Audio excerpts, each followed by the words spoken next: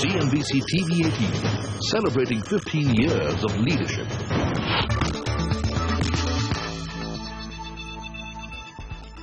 Good evening. Welcome to Markets Today. I'm Sonia Shenoy in the Mumbai studio, and joining me from the Delhi News Center is Surbhi Upadhyay. What a day it was for the markets. A very strong session. The Sensex rallied 360 points. So the market has now recovered one-third, or rather more than one-third of what it lost on Tuesday. The heartening part for the bulls is that there was no sign of profit-taking today whatsoever. And in fact, Surbhi, although the short-term volatility might exist, the bulls are not willing to give up at all, indicating that this continues to be a bull market. Hi, Sonia. Absolutely, you said it. I was just watching that graph, and that, that intraday chart itself was telling a story today. What a steady run that we've had. No no palpitations and no confusion whatsoever in today's trade. Let's quickly run through the headlines. It's been a roaring Thursday on Dalal Street as bulls made a strong comeback. The Nifty gains over 1.5%, closing above 8,200. The Sensex puts on over 350 points. The buying has been broad-based, with all sectors ending in green. Banks, real estate and FMCG stocks lead the action. And it was a good day for mid-caps as well, with the mid-cap index surging 1.7%. Paint companies gained between 4 and 10% on lower oil prices. Transformer stocks like Voltamp and TCI were buzzing on the hopes of fresh orders. The mid-cap banks saw brisk buying as well. And speaking of banks, Kotak and ING Vizia managed to get shareholder approval for the mega banking merger. Both stocks gain over 5% in trade. Meanwhile, Infosys ends 0.5% up ahead of kickstarting the third quarter earnings season. All right, those are all the top headlines, and here are the experts that we have lined up for you on the show tonight. Adrian Mowat of JP Morgan will give us his outlook on the Indian equity markets. Kenneth Andrade of IDFC Mutual Fund will also talk about the upcoming earnings season. As always, Sudarshan Sukhani will join in to talk about the technicals and how it's shaped up. And from the policy space, Power Minister Piyush Goyal will talk about the impending coal crisis. All right, so all that coming up. But first, let's quickly recap the highlights of the day. That's been the bulls have finally found their feet on the Dalal Street all over again. Markets have snapped their three-day losing streak to surge on the back of some strong global cues. Anuj Singhal is now joining in with the day's trading action. Anuj, seemed like Virat Kohli will have to hit a century every day to make the markets come back. We've seen a stellar rally today. Well, indeed. But you know what? The market hit, the Sensex rather hit a triple century today, and the Nifty also hit a century. So great going for all the indices. The Bank Nifty, in fact, was up 400 points in today's trade. That led from front, and you had advance decline ratio of about 5:1 in today's trade. Let's talk about the stocks that led the market.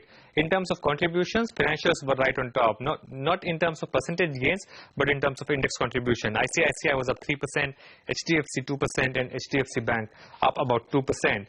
FMCG stocks, field day for all of them, led by Asian Paints. That was up 6%, was easily your stock of the day. ITC and Lever also up about 2% in trade today. Then, of course, you had some other prominent Nifty winners in trade today: DLF, BPCL, and KN India. Most of it on account of short covering, especially KN India. Then, of course, you had cement stocks that also rallied in trade today. ACC, Ultratech, Ambuja, all were higher in trade. In terms of mid-cap stocks, defense stocks looked quite good today. So Walchand Nagar was up 13%, P-Power was up about 18%, and of course we had a stock like HMT that was up 17%. And finally, some more mid-cap winners in today's trade included stocks like Berger Paints that was up 10%, Delta Corp up 7%, and TVS Motor also up about 6% or so. The jury is still out on whether the rally that you saw today confirms the end of the downtrend. But for now, at least, there's a belief that maybe we might have made a bit of near-term bottom at around that 8,000 mark. All right, a near-term bottom perhaps at that 8,000 mark. Thanks so much, Anuj, for that. Well, time now to get some market perspective. We spoke to Adrian Mowat of JP Morgan earlier today, and he believes that the recent spate of weakness in the global equities is an excellent buying opportunity. Listen in.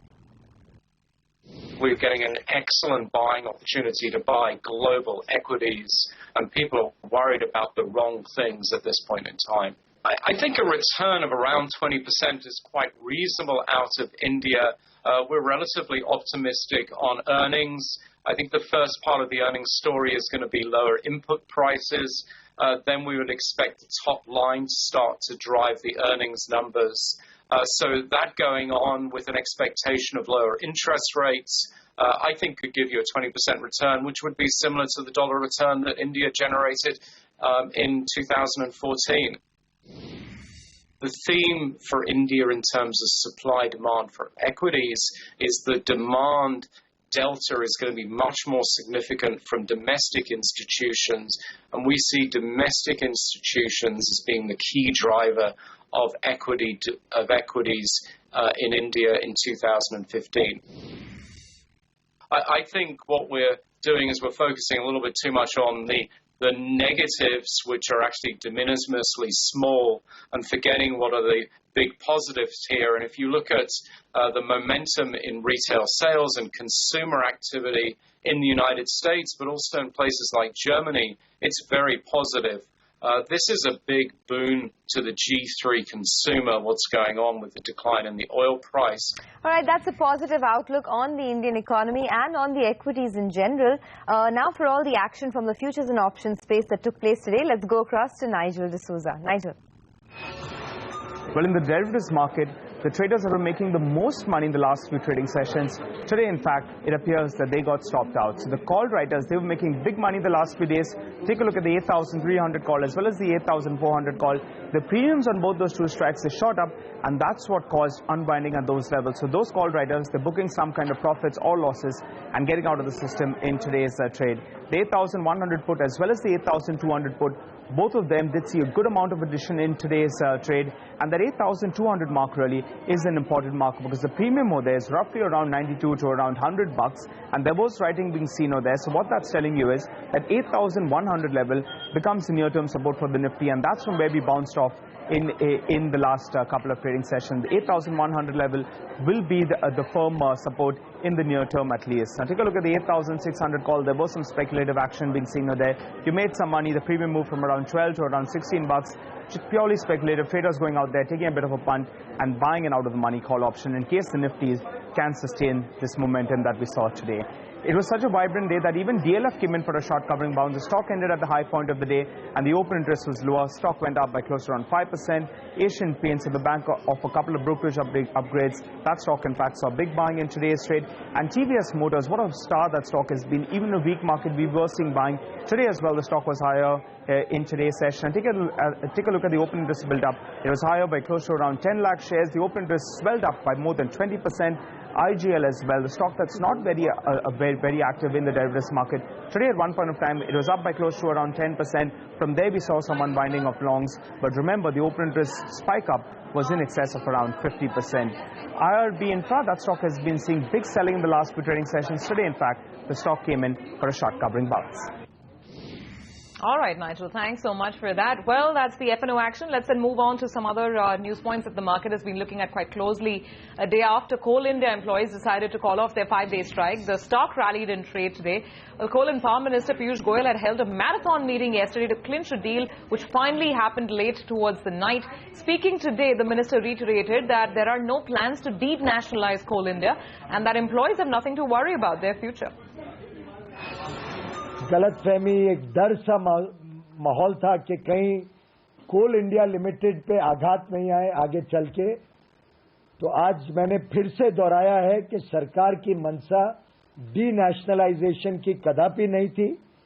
डीनेशनलाइजेशन का जो मतलब है कि सरकारी ownership private हाथों में चली जाती है या मैनेजमेंट कंट्रोल प्राइवेट हाथों में जाता है, ऐसी कोई भी कल्पना सरकार की नहीं है और कोल इंडिया लिमिटेड के ओनरशिप के बारे में किसी को कोई संदेह होने की जरूरत नहीं है। All right. Also, the newly appointed chairman and managing director of Coal India, S. Bhattacharya, spoke to our correspondent Ashmit Kumar after the strike was called off and assured that the company will make up for the losses incurred over the last 2 days of the strike. Listen in. It is not 2 days. Already the people are going back to work. And second thing is, with the assurance given that all losses will be made up, I look over the financial year for a company to see whether there is a profit and loss, and I'm sure there will be no loss.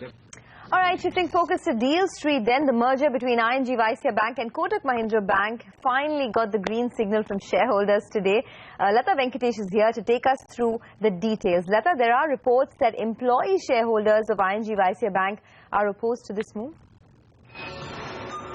Yes, there was every reason for Kotak and ING Vysya Bank's shares to rise today because finally the shareholders of both banks approved the merger.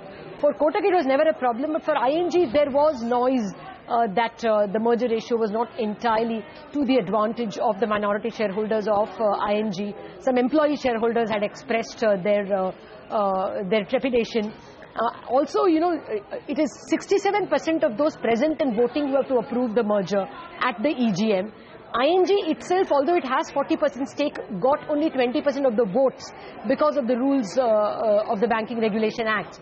The remaining 50% or 45% had to come from minority shareholders. There was a bit of a fear.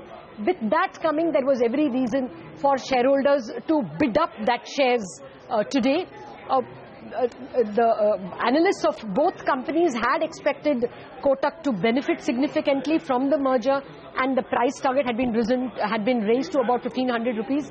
But since November, when the merger was announced, ING has risen about 30% and Kotak Mahindra Bank shares have risen already about 23-25%. Further immediate rallies may not be called for because the EPS additions are going to come only in FY17 and FY18 when the strengths of the two banks will be leveraged. Therefore, perhaps for the moment, the rally is more or less over. All right, Lata, thank you so much for that. Well, from banking, let's move on to Infosys. The third quarter earnings season will kick off tomorrow with none other than, of course, the IT major announcing its numbers. Kritika Saxena is now joining in with all the expectations. Kritika, not going into this result season with too many expectations from the IT pack anyway, are we? Well, it's a big day for Infosys, yes, but not much expectations. Remember, it is a seasonally weaker quarter for all IT companies, with Q3 having lesser number of working days. Add to that, cross-currency woes have tempered down analyst expectations. So on the top line, we are expecting a growth of around 1%, that is dollar revenue growth of 1%, lower than the 2.5% cross-currency growth that we are expecting. In rupee revenue term, we are expecting a growth of roughly around 3.3% on a larger basis. Of course, there will be some amount of impact of currency there as well, but rupee revenue should be steady. PAT is expected to go down by roughly 1.9%. Now, margins is the counter that we are watching out for. Margins are expected to remain flat. Remember, there is a 2.2% positive impact that we were expecting due to rupee depreciation, but there has been a flattish utilization. In fact, lower utilization is expected, so that will temper down margins. Margins coming in expected at around 25.9% roughly. Now, the big counter that we are watching out for is the guidance. We were expecting guidance to come in anywhere between 7 to 9%, which is what Infosys had guided at. But recently, analysts have changed their expectations and they are expecting Infy to lower the guidance. So either between 6 to 8% or anywhere between 6.5 to 7.5% is the expectation. But you know, all these numbers put aside, we are expecting some more clarity from Vishal Sikka on the mid to long-term strategy, because in the analyst call in December, that's what he had hinted. So that's the big statement that we are hopeful for. All right, Kritika, let's see if Infosys can pull a rabbit out of the hat tomorrow by throwing a pleasant surprise to the street. We'll find out only tomorrow. Right now, time for a break. But coming up, Sudarshan Sakhani will be joining in with a technical chat. We'll also get you some trading ideas.